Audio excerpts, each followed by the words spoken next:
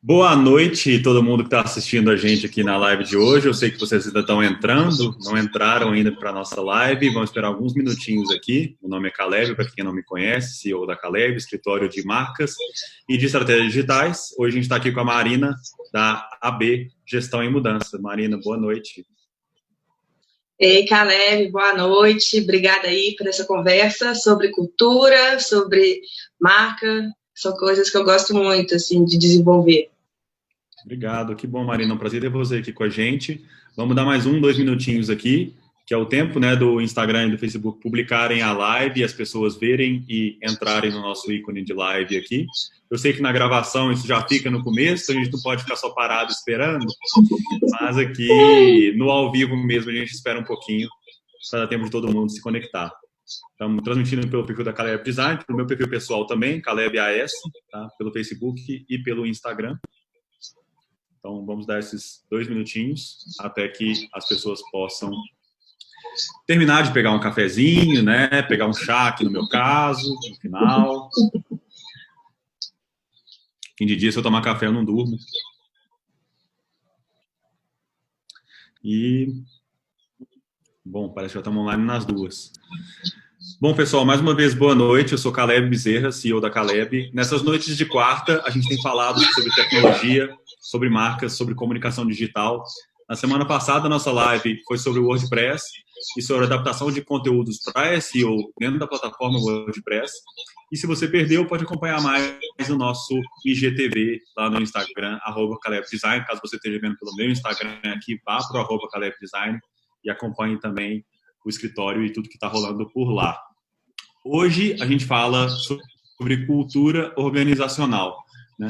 Se a cultura não está alinhada ao posicionamento de marca, fatalmente há um dano na imagem e na reputação do negócio. E por isso que a gente, que é um escritório que trabalha tanto com branding, se preocupa tanto com a cultura que está sendo disseminada dentro da empresa, para que as promessas que estejam sendo feitas sejam verdadeiras e que para as pessoas possível corresponder ao que se espera delas dentro da organização e consigam levar isso para fora também.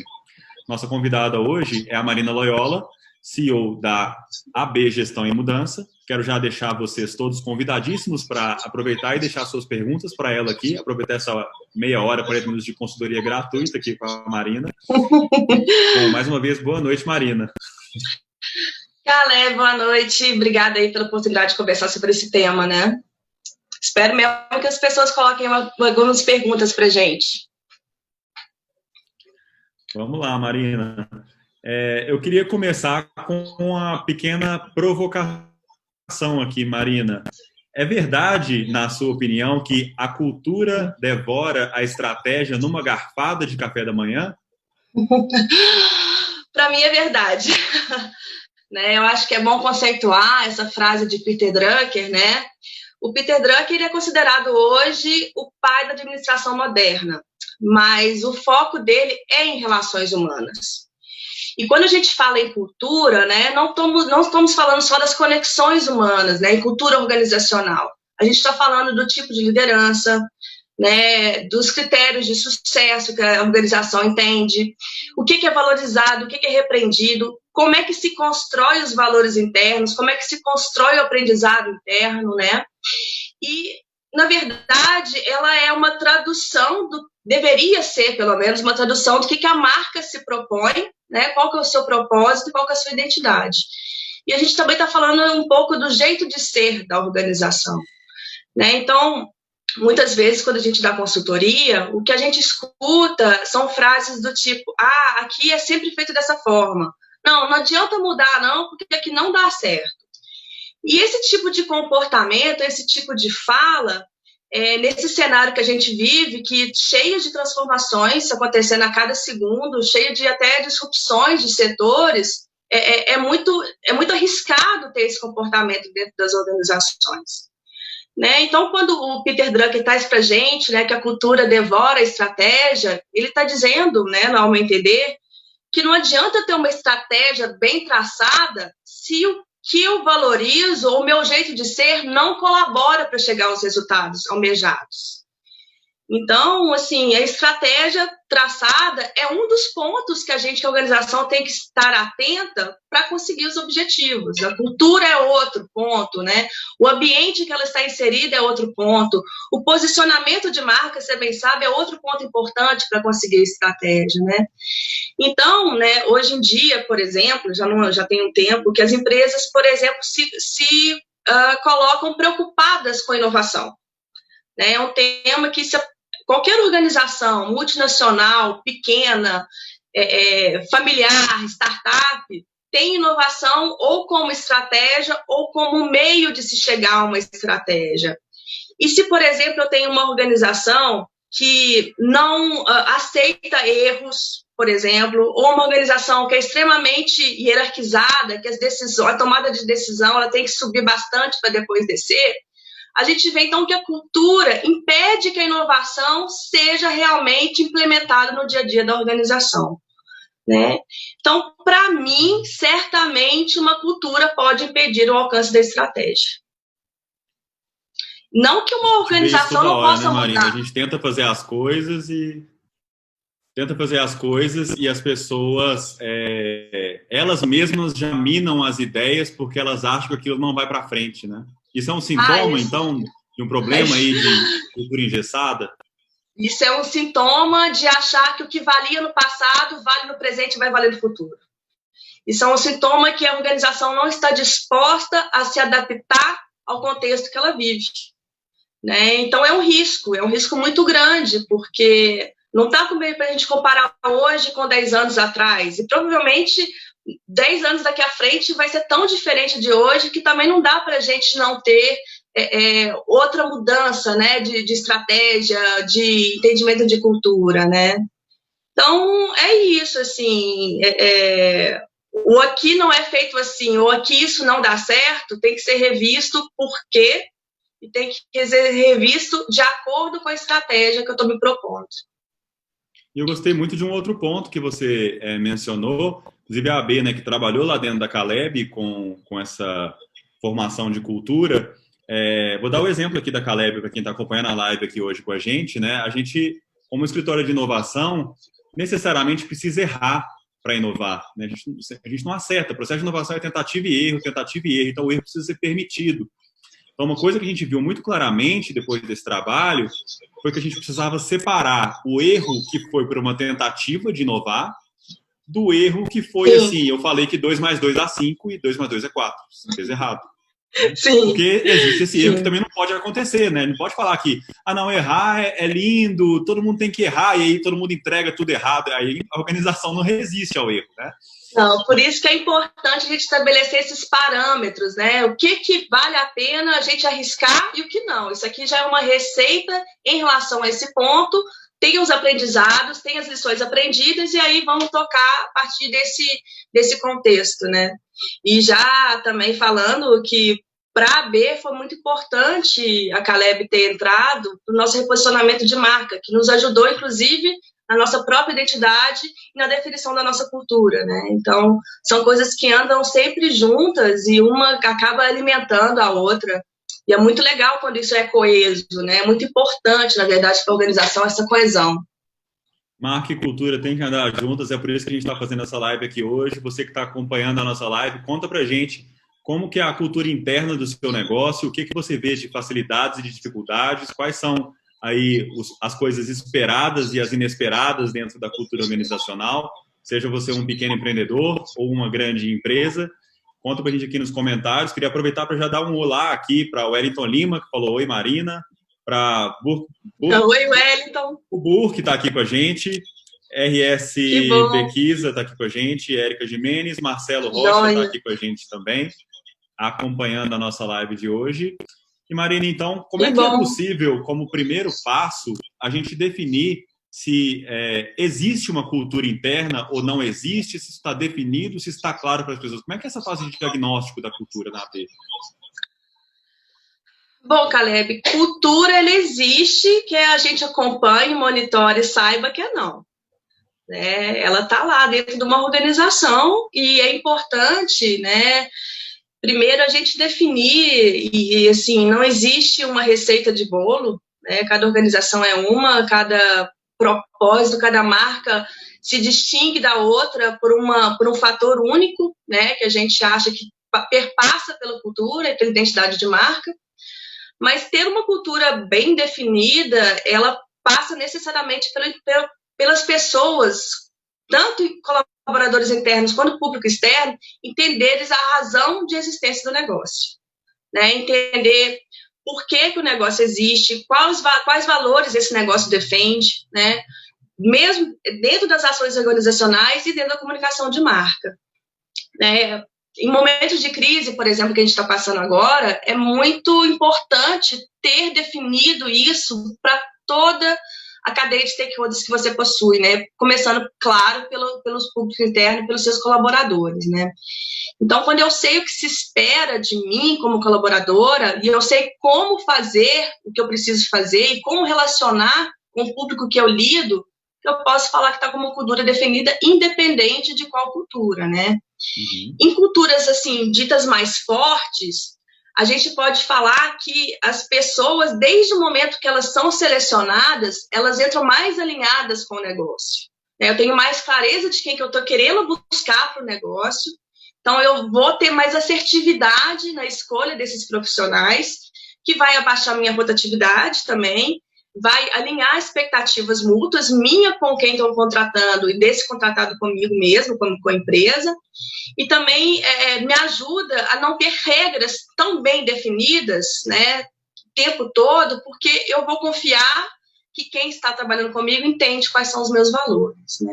Isso aí a gente pode falar de uma cultura dita forte ou bem definida ou já bem consolidada, né?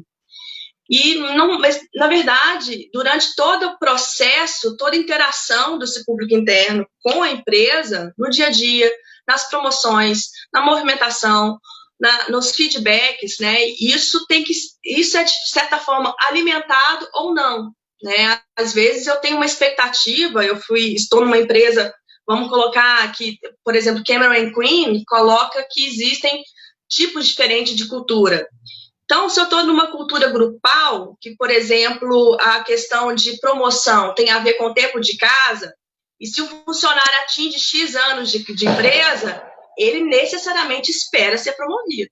Uhum. E se ele não for promovido, isso pode trazer uma quebra nessa expectativa. Ele começa a entender, por que eu não fui promovido? Fiz tantos anos de casa, né? Às vezes a empresa está até querendo rever as suas regras, mas se isso não for bem comunicado, a gente começa a frustrar o público interno, né? Então, a comunicação interna ela é ponto crucial para a gente ter uma cultura bem definida e ter consistência nos processos, nos valores, nas celebrações, nos rituais, até no dress code, na arquitetura organizacional, no design que ela tem. Tudo isso vai precisa estar coerente com o que eu espero de cultura organizacional. Uhum. Eu tenho um grande amigo, Mário Narita, designer também, como eu, que, obviamente, Narita é japonês, né? Tem uma cultura nipônica fortíssima no escritório dele. E uma vez me falou uma coisa que ficou marcada assim, para mim há muito tempo. Ele falou, cara, a minha empresa, a cultura é tão forte, a cultura nipônica é tão forte, que a gente fala que já virou um organismo vivo. Como se as pessoas... aquele organismo começa a criar anticorpos. Quando a pessoa é tóxica para a própria organização dá um jeito de repelir aquela pessoa, e quando é uma coisa boa, a organização dá um jeito de atrair aquela pessoa para ela. É mais ou menos assim que funciona a relação com os colaboradores? Eu acho que seu amigo falou muito bem, assim, eu acho que o que é valorizado, ele é muito explícito, né? Que tipo de valores, comportamentais até, que tipo de personalidade você espera, assim, para os seus funcionários. E hoje em dia, a gente tem visto nos processos de recrutamento e seleção que mais importante que as competências técnicas estão as competências comportamentais. Então, você pode ensinar ao seu colaborador ou a quem entrar a conduzir uma tecnologia, a implementar alguma coisa, mas você não pode ensiná-lo a ser uma pessoa comprometida, você não pode ensiná-lo a ser uma pessoa ética, que tem um alinhamento com os seus valores. Uhum. Então, eu acho que isso é bem legal, essa fala dele. Eu vou até utilizar. E aí, essa cultura que é organizada, que é dita dentro de uma empresa, Marina, ela influencia, na sua visão, a percepção do público sobre a marca também? Como é que é essa relação para você, de dentro dos colaboradores com a marca e com a cultura? Foi até uma metodologia que eu estudei no mestrado que fala muito dessa necessidade de alinhamento total entre identidade organizacional, cultura e competências e reputação, né? Então, a gente fala que para uma organização, né, qualquer que ela seja, ser bem reconhecida, essas três dimensões têm que estar coesa, né? Tem que trazer uma distintividade para o negócio, mas tem que ser uma comunicação única, vamos dizer assim. E quando a gente vê algum gap entre essas dimensões, né, entre identidade e cultura, entre cultura e marca, entre identidade e marca, a gente percebe uma frustração de expectativas. Uhum. Né? Bom, quantas vezes a gente já escutou uma empresa falar: nós somos nossos funcionários em primeiro lugar. E aí chega uma crise como a que a gente está vivendo, o primeiro corte é aonde? Funcionários. Então, pera lá. Desde quando funcionários em primeiro lugar, né? Ou então a empresa fala que vai, né, que é inovação, mas dentro da mesma empresa os processos estão bem, não vão para frente, não rodam bem.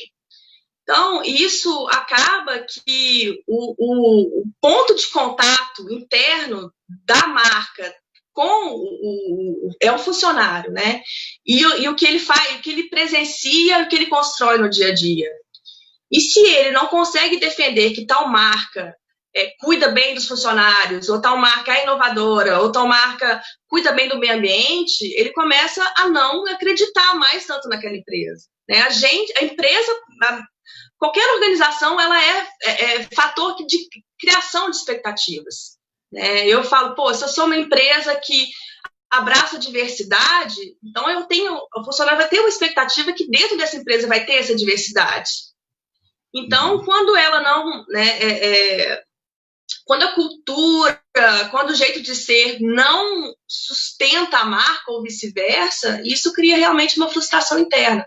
E eu acho que é bom comentar, Caleb, que essa linha entre público interno e externo, ela não é tão certinha mais, né?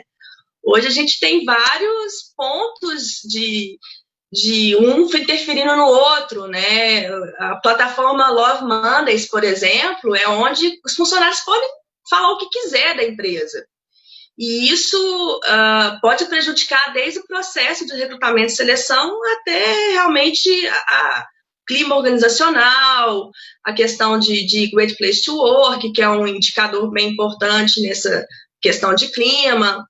Então, realmente, é preciso cuidar do público interno como se fosse o público externo, né? Porque, na verdade, a gente não pode assumir que os melhores talentos do mundo estão com a gente. Então, a gente tem que abraçar tudo que vem de fora e, às vezes, querer ter pessoas um pouco com outras competências para interagir no nosso público interno.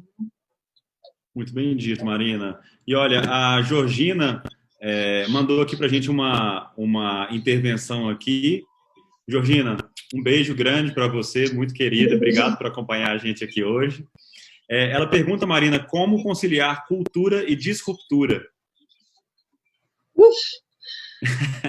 Bom, eu acho que, primeiramente, a gente tem que entender que tipo de disruptura a gente está falando, né? É uma disruptura tecnológica, é uma disruptura de posicionamento, é uma disruptura social. E a cultura, ninguém está pronto para uma disruptura. Ninguém sabe o que está vindo, mas tem que ser uma cultura que seja adaptável, que consiga adaptar com mais velocidade. Aí a gente fala um pouco de culturas ágeis que estão liderando aí em novas organizações, e até mesmo as organizações mais conservadoras estão mudando para esse tipo de postura, de cultura ágil, né? Que é isso, é velocidade, é tolerância ao erro, é abraçar a inovação, é entender que seu concorrente a um ponto pode ser seu colaborador também, pode colaborar, vocês podem colaborar juntos para um cenário novo, para uma disrupção de setor. Então, acho que é uma cultura voltada aí para adaptação, não uma cultura que, né, não dá para falar que tipo de disruptura ou que cultura vai ser mais importante para isso, mas é bom entender que a gente estar aberto aí para o mercado todo. E Marina, não sei se responde a Georgina. Georgina pode continuar comentando aqui com a gente, comentários muitíssimo bem-vindos, obrigado mais uma vez. Pessoal que também quiser lançar outras perguntas para a gente aqui no chat aqui embaixo, do Caleb Design, que a gente está acompanhando, por favor, deem suas contribuições, serão muito bem-vindas. E, bom, para falar de cultura interna sólida, né, Marina, eu acho que o primeiro passo para quem está acompanhando a gente, certamente quer saber como é que eu defino o que é a minha cultura e como é que eu torno ela só. Qual que é o começo desse processo? Já que você falou que a cultura já existe, né? Você pode conhecer ou não, mas ela já existe. Como é que eu decido o que eu quero e corro atrás disso? Boa, Caleb. E aí a gente pode trazer... Tem vários tipos de estudos de cultura, né? Tem o estudo sociológico de cultura, estudo antropológico, organizacional. E tem até autores que advogam que a cultura ela não é modelável. Ela é o que é e eu não consigo mexer nela.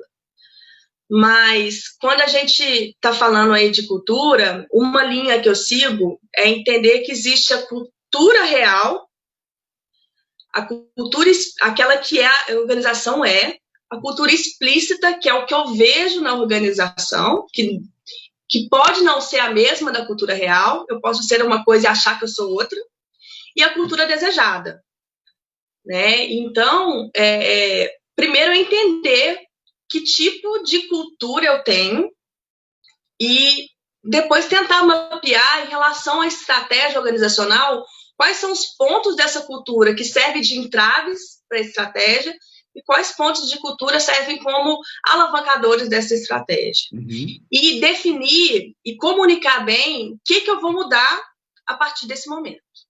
Como eu vou mudar e quando que eu espero essa mudança, né? Então, eu perdi a pergunta. Como que se torna sólido, né? Você falou sobre esse diagnóstico e depois a maneira como você vai, onde a estratégia quer chegar e como é que a cultura pode ser um entrave, muitas vezes. Eu já queria aproveitar que eu peguei a palavra para já emendar no segundo ponto, que é quais são essas dificuldades, né? Já que a gente tem a estratégia linda traçada e a cultura pode emperrar a estratégia, pode impedir a estratégia de ser executada, como a gente falou no começo da live. Tá. Voltando então na questão anterior, primeiro, Caleb, falando aí da importância, né, como colocar uma cultura mais forte, mais bem definida, ter o propósito organizacional definido é muito importante. É muito importante você saber quem que é a sua organização e por que ela existe nesse mundo. E quais valores você quer perpetuar com a sua existência. E, né, eu tenho aqui um exemplo, por exemplo, a Johnson & Johnson, ela desde acho que 1940 alguma coisa, 42 ou 43, ela tem um credo, que é um documento que relembra sempre os seus colaboradores por que a Johnson & Johnson existe. E esse documento ele começa falando que a primeira responsabilidade da Johnson é com os pacientes, os médicos e os enfermeiros. Então, só com essa primeira frase pequena, a gente consegue entender quais são os stakeholders prioritários da Johnson. E isso pode levar a uma tomada de decisão que leve esses critérios, né, em primeiro lugar. Outro ponto importante, né, então, além de comunicar e deixar claros os propósitos e os valores e os comportamentos organizacionais, ter a liderança bem alinhada nisso. Né? É a liderança que vai fazer as pessoas que estão abaixo dela entenderem quais que são qual que é esse novo momento da empresa, quais são os valores que ela defende, e com feedbacks constantes, ela pode, obviamente, aproveitar das estruturas de recursos humanos existentes, avaliação de desempenho, promoção, criação de comitês de temas, mas é no feedback constante e presente que vai fazer com que quem está de baixo consiga entender qual que é essa cultura, né? Então, é um pouco do líder ser o exemplo. E como a gente está falando de liderança, o principal executivo da organização, ele é ponto primordial para isso. Para ele não só ser o exemplo, mas para ele também deixar claro a importância dessa mudança organizacional que está sendo pedida. Se ele não embarcar, né, Marina? Esquece, né? Não, se não tiver um patrocinador forte, como todo o processo de gestão da mudança, já era, assim. É muito fácil para a gente, como indivíduo, voltar ao lugar que a gente já conhecia. Pode não ser o melhor lugar, mas pelo menos lá eu conheço, lá eu sei como é que é. E para a organização não é diferente, né? Se ela entender que a mudança, assim, não sei por que vão mudar, ou não acho que vai ser assim, vamos voltar ao que era antes, é um risco, voltando a falar, agora já falando de risco, é um risco muito grande na organização. Né? Achar, não dar o tempo correto para a maturidade, para a maturação dessa cultura e voltar atrás, falar, não, tá vendo? Não dá certo. Não, vai dar muito errado sim.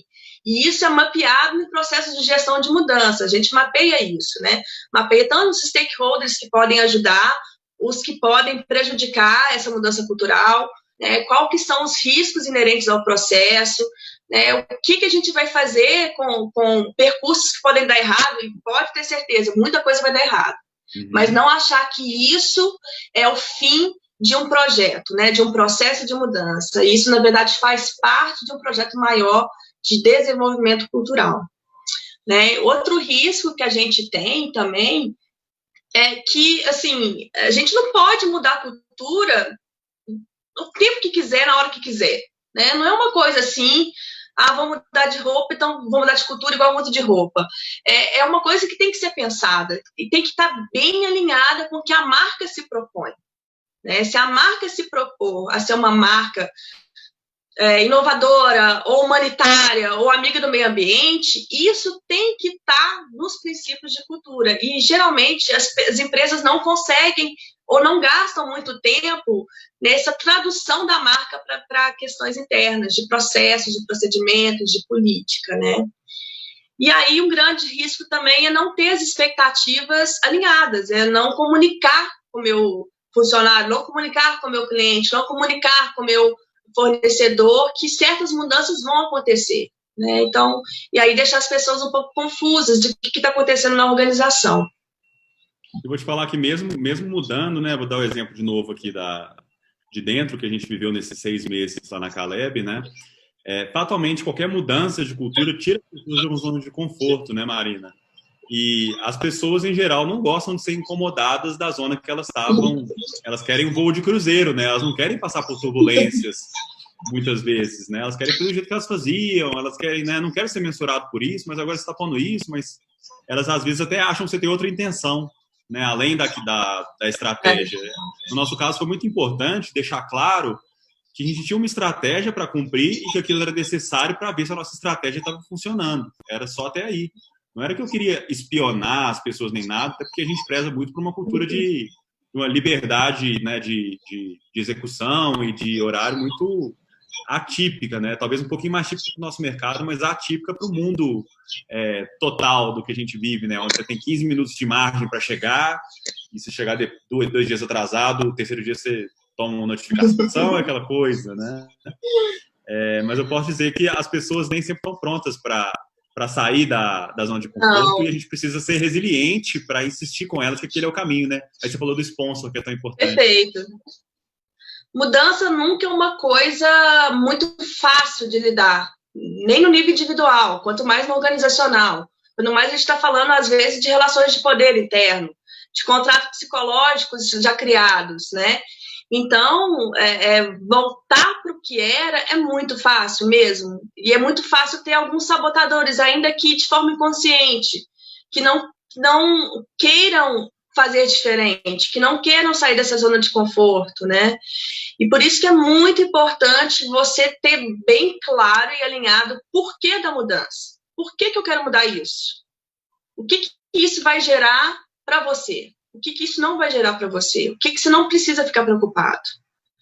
Né? Então, ter esses alinhamentos, e às vezes nem a alta gestão tem muito claro esses alinhamentos. Então, periodicamente revisitar o processo de gestão de mudança.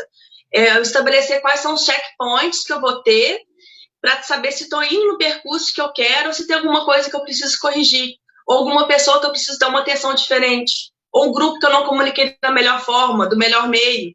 Então, ver dentro da cultura quais são esses meios de comunicação que já existem e como criar alguns outros que podem ajudar aí na mudança cultural. Marina Silvia Loyola está elogiando a live aqui, dizendo que está muito bom. Maura Silva Guedes também está dando um oi aqui para a gente. Que bom.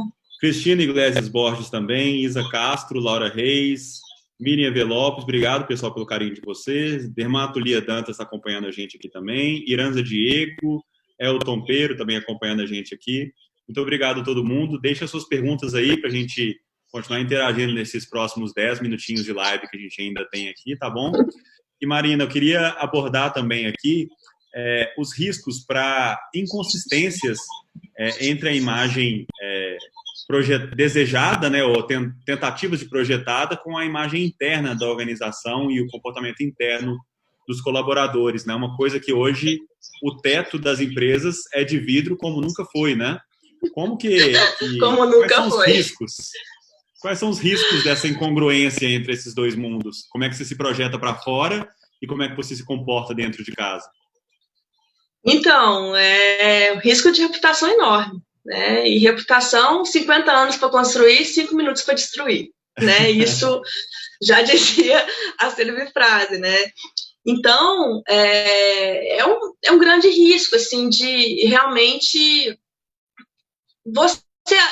a gente como empresa, a gente está muito aberto, né, ao escrutínio público, a gente está muito aberto a sofrer críticas, redes sociais nossas são abertas para comentários, né, qualquer pessoa pode ter uma experiência ruim com você e se multiplicar por 100, por 200 vezes, virar viral e ser uma coisa, assim, fora de proporção. Né? E muitas vezes a gente até vê empresas assim que se falam, a gente é protetora do meio ambiente, mas aí você vai ver internamente, não tem nem reciclagem de lixo, não tem nem coleta de seletivo, quanto mais tratar os seus, né, os seus insumos, né, os rejeitos de produção. E o funcionário, ele também está sujeito a questionar as questões de marca, de posicionamento e de cultura. Né? E ele também é um ponto de contato muito importante que as empresas têm. Então, se meu próprio funcionário não pode dizer bem de mim, como é que eu vou esperar que ele vai ser um advogado da marca, né? Como esperar que ele vai falar e vai conseguir vender o meu produto, o meu serviço, ou vai conseguir me colocar perto da minha estratégia, né? Então, isso acontece bastante, né? Em 2018, por exemplo, com o Google, né? Teve aquela manifestação mundial contra os assédios sexuais dentro do Google, né? E isso virou uma coisa de domínio público. E as pessoas podem boicotar a empresa diante de práticas de trabalho ou de uma cultura muito forte no sentido negativo em relação ao seu colaborador ou em relação ao meio ambiente, né? E isso não passa mais desapercebido, né? São muitas vozes e muitos pontos de contato e isso pode virar gigante. Isso então, vira gigante, né, Marina? Não adianta, não cola mais. Não cola. Você tocou num ponto fundamental. Eu adoro dar esses exemplos quando a gente faz projetos de presença digital, né? Que as empresas que não têm assunto para falar na rede social começam a dar Feliz Dia da Árvore, Feliz Dia da Água. E aí você vai ver, a empresa não tem nada a ver com água, nada a ver com árvore. Nunca botou uma árvore na vida, não tem nenhuma árvore no escritório, não tem planta em lugar nenhum, não faz plantas legislativas para passar. O que tem a ver Bom Dia com a Árvore com essa marca? É um oportunismo sem fundo, né? Não tem lastro aquilo por que você comunica. Não, e não vou nem falar a marca, mas até na parte de responsabilidade sociocorporativa, tem uma empresa que tem uma marca que é o Tigre. E o projeto de responsabilidade corporativa inicial deles era a proteção dos tigres. Assim, muito longe do setor que ele atua, e isso pode ser até uma filantropia, mas não posso chamar de uma política de responsabilidade sociocorporativa, né? Ela tem que estar dentro da indústria, tem que fazer sentido para onde a empresa está. Então, realmente, assim, não adianta você falar uma coisa e ser outra, não cola, ninguém. Você não está blindado de nada. E para a gente não ficar fechado só em rede social, em maneira de comunicação, eu acho que, na verdade, os pontos de verdade, né, os lugares onde você vê se aquela cultura e se aquela marca são verdadeiras, são muitos dentro da organização, como você falou aqui. Teve um caso também muito emblemático no South by Southwest de 2017, com uma palestra sobre diversidade no Facebook, e a CI, alguma coisa ou do Facebook de pessoas e cultura que eles têm lá, falando sobre diversidade, sobre como que eles incentivam a diversidade. Marina, uma pessoa me levanta a mão no meio da palestra, 3.000 pessoas em Austin, nos Estados Unidos, e pergunta: mas vocês incentivam a diversidade, mas no questionário de aplicação para trabalhar no Facebook, só tem homem, mulher e outro. É um ponto. Sim.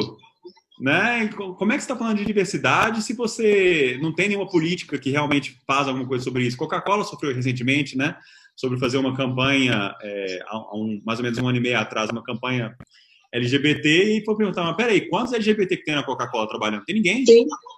Não tem ninguém, mas ninguém, não tinha ninguém na mesa para pensar nessa campanha, nenhuma pessoa, assim, nem para convidar alguém. Não, então, tá vendo, essas coisas não colam mais, né? Hollywood também, a gente teve recentemente o movimento das mulheres, que elas estavam exigindo mulheres com roteiros melhores, bem escritos para elas, e também com presença das mulheres no backstage das produções, né, cinematográficas. Por que não vai ter, né? Por que não é igual? Por que não é representativo, né? Em todos os lugares, né? Mauro Silva Guedes está falando aqui: live está muito boa, objetividade e clareza. Obrigado, Mauro, pelo carinho. Georgina citando Obrigada, aqui das empresas da Lava Jato que faliram e saíram no mercado. Não só a Lava Jato, né, Georgina? A gente tem um caso aqui em Minas da Baker, agora recente, que o nível de confiança não permite que ela volte ao mercado, né? Infelizmente, é uma cerveja que eu adorava, mas o nível de confiança dela é inviável voltar com essa marca no mercado. E, bom, já que a gente está falando, Marina, desses problemas, assim, né, do que a gente hoje tem chamado de cultura tóxica, né? Eu queria evoluir um pouquinho nisso com você, para quem está acompanhando a gente aqui. Sim.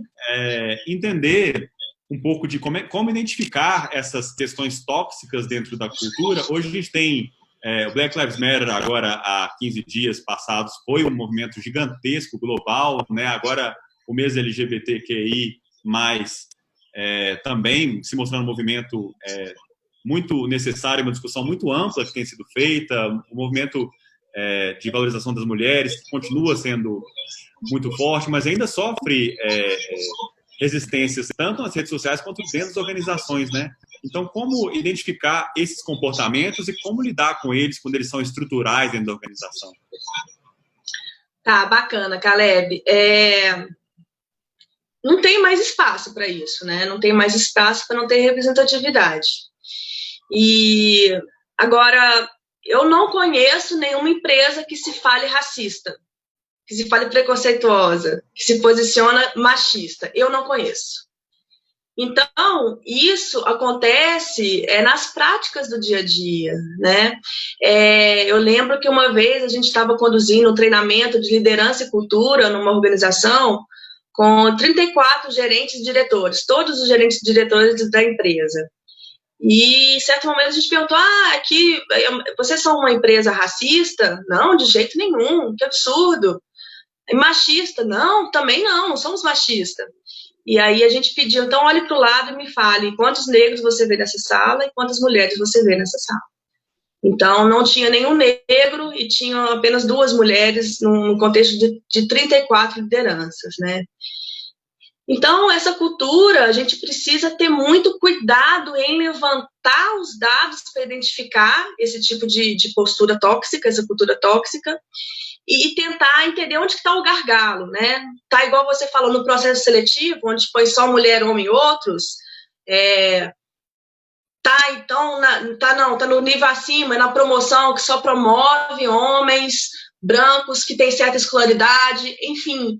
Então, isso tudo são práticas que, às vezes, estão tão arraigadas na organização que fica até difícil de falar que as pessoas, próprios colaboradores, não entendem que é uma empresa machista, uma empresa com algum preconceito. Né? É aquilo que a gente falou da cultura real e a cultura explícita. Então, para eles, a cultura explícita é que não é uma cultura de preconceito. Mas, na real, a gente vê que existe algum tipo de gargalo, de limitação, para que só certas pessoas consigam passar para o nível acima. E quando isso é identificado, e a gente também tem trabalhado sobre isso, a questão de diversidade, é colocar objetivos claros, né? Até em 2 anos eu quero que X% das minhas lideranças sejam mulheres, eu quero que, né, os colaboradores tenham X% de representatividade das minorias ou dos grupos minorizados. Então, tudo isso tem que ser levado em conta na construção, né, da cultura, né, do que se deseja ser, de como você vai atender o seu público, que não é um público homogêneo, né, e para que você vai ter uma homogeneidade dentro de uma organização se a diversidade é tão rica, sabe? Se traz tantos pontos de vista, até de discussões internas. A gente mesmo vai repensando o nosso próprio posicionamento em relação a isso, né? Então, é isso, é identificar, tentar entender onde está o gargalo, fazer um treinamento ou passar por um processo, né, de conscientização, estabelecer objetivos e realmente demitir quem não está de acordo com esses valores organizacionais. Eu acho que não tem outra saída, não.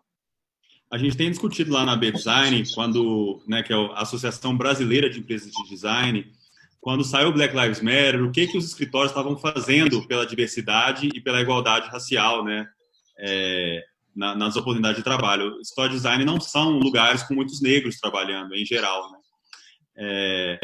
E a gente apareceu aquela questão clássica, né, dos empresários que mas é porque não chega para mim, né? Quando eu abro uma vaga nem chega muita gente para mim. E a discussão hoje está num ponto assim, estou abrindo um negócio que a gente está evoluindo lá em como tratar essa questão, porque são questões delicadas, né, Marina? Não dá para você traçar a mesma regra para todo mundo, nem entender as realidades e cenários de cada pessoa antes, né? A vida de cada pessoa, as histórias que ela tem, enfim, a criação. Mas a gente entendeu que era necessário dar um empurrãozinho mesmo. Quando você tem uma pessoa negra candidata de uma vaga, isso era normal. E, coincidentemente, no ano passado, eu entrevistei uma pessoa para uma vaga lá no escritório, e era para uma vaga de desenvolvimento, de programação. E aí, a hora que eu terminei a entrevista, eu fui encontrar com a menina do escritório. Aí ela perguntou, como é que foi a entrevista? Eu falei, nossa, esse cara é o nosso número, ele é perfeito para a gente, ele é bom de serviço, gente boa, tem experiência em tal e tal lugar, é negro. Ela olhou assim pra mim, o quê? Como assim, é negro? Você está sempre preconceituoso. Eu falei, não, pelo contrário. Deixa eu te falar uma coisa, a gente está precisando de pôr mais gente negra aqui dentro. Então isso conta a favor dele para mim, né? Então o que às vezes pode ser visto como preconceito reverso, depende muito do cenário, como cada pessoa enxerga, né? Como é a criação dela e como que ela vê o que é preconceito, o que não é. Mas eu vejo isso não só para racismo, mas para todas para todas as discriminações possíveis e todas as culturas tóxicas, né? A gente encontrar esses lugares onde a gente pode favorecer um pouquinho o equilíbrio dessa balança. E a gente precisa forçar essas coisas, né, Marina, igual você falou. Sim, de todas as organizações que eu já passei, foram muitas, né, tanto como funcionária ou como consultora, eu conheço apenas um caso de transgênero estando dentro da organização em posição de liderança, um caso. É muito pouco, sabe? Assim, e a gente tem que estabelecer isso como objetivo, né? Quando a gente fala aí também de organizações um pouco mais voltadas também para questões sociais, né, de inclusão, a gente fala em organizações que têm isso como propósito, a inclusão de grupos minoritários, né, e realmente quem vai contratar é saber, pode ser que tal pessoa não tenha todas as qualificações necessárias para o trabalho, mas eu vou dar para ela a qualificação que ela precisa. Ela tem os comportamentos que eu quero, igual você falou, meu número casa direitinho com a empresa, mas às vezes não tem um curso X ou uma habilidade Y, mas isso a organização se propõe a dar para ela porque ela quer como talvez indicador de sucesso, também a diversidade dentro das organizações, dentro da sua organização, não só o sucesso financeiro, mas também outros sucessos, outros objetivos. Uhum.